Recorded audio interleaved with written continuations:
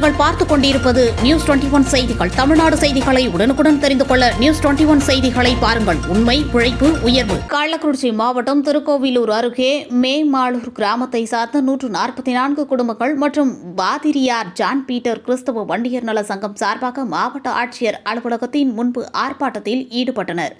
நீர்நிலைகள் ஆக்கிரமித்து வீடுகள் கட்டப்பட்டிருந்த நிலையில் கடந்த 9/11/2024 அன்று நீதிமன்ற உத்தரவின்படி வீடு கட்டி குடியிருந்த 144 வீடுகளை துறை சார்ந்த அரசு உயர் அலுவலர்கள் ஆக்கிரமிப்பு அகற்றினார்கள்.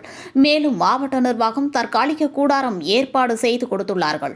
மேலும் நிரந்தர இருப்பிடத்திற்கு வீடு கட்டி குடியேற 3 சென்ட் இடமும் அதற்குண்டான பணத்தையும் கொடுப்பதாக கூறினார்கள் என்று அப்பகுதிவாசிகள் கூறுகின்றனர்.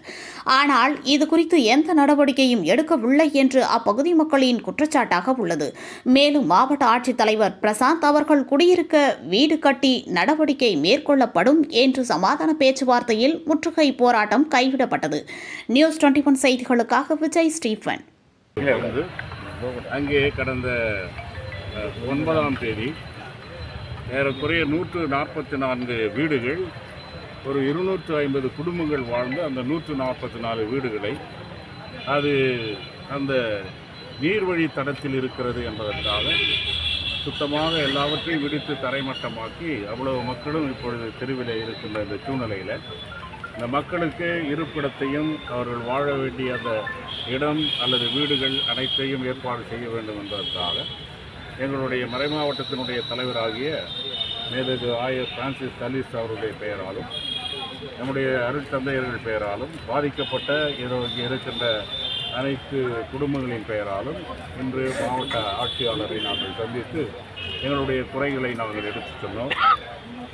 மாவட்ட ஆட்சியாளர் மிக கனிவுடன் அதை பொறுப்புடனும் கனிவுடன் செவிசாய்த்தார்கள்.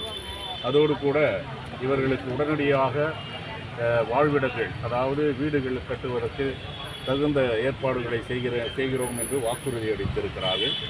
குறிப்பாக இப்பொழுது நிலம் இருப்பவர்களுக்கு உடனடியாக வீடு கட்டுவதற்கு தேவையான பொருளாதார நிதி உதவியை வழங்கப் போகிறோம் என்றும் உறுதியளித்திருக்கிறார்கள். அப்படி இடமில்லாதவர்களுக்கு அது கடிதத்தின் பக்கத்தில் இருக்கிற புறம்போக்கு நிலம் ஒரு 4 ஏக்கர்